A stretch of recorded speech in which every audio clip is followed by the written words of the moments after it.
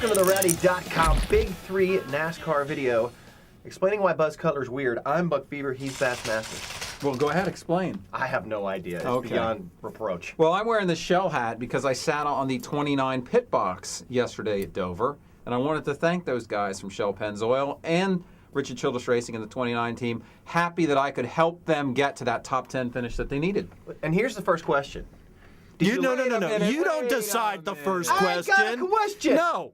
We can Absolutely not. Let's handle the details on the Rowdy podcast. All right, issue number 1. Kyle Busch has won 2 of the last 3 races. He and Denny combined have won 5 of the last 7. Yet Joe Gibbs said, oh no, we haven't caught Hendrick yet. No, these guys are all sandbagging out there. They are. But let's be honest. You know what this is?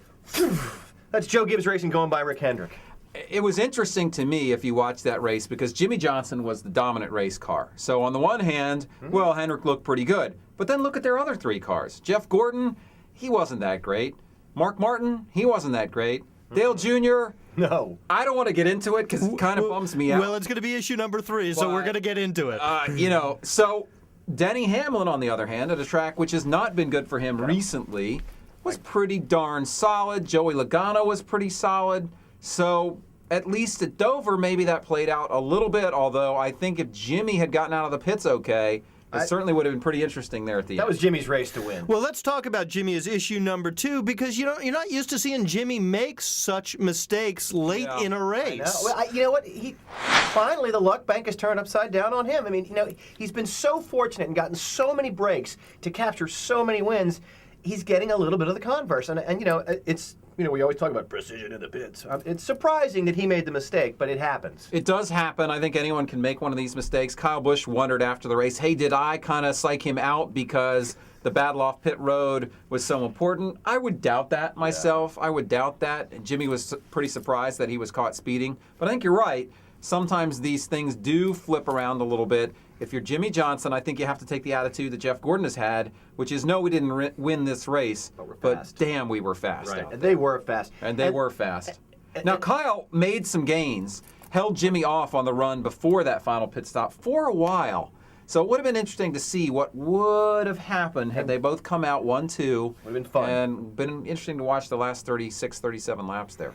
All right, issue number 3. Let's talk about Dale Jr. He has now dropped out of the top 12, fell 4 spots, actually, in the standings. Brought a car into the pits that he said was broken. Lance McGrew said not a damn thing wrong with that car. And Jr. Except apparently it couldn't turn left, which is hard in racing. That's a problem. But he went back out and it was running fine. Yeah, it really makes you wonder. It makes you wonder if some of the outbursts that Dale Jr. has had previously, if he is getting back to that old form where he's just losing it and not really thinking straight. I mean, I don't know. First of all, let me say this. Junior came into the Monster Mile Club to talk with us before the race.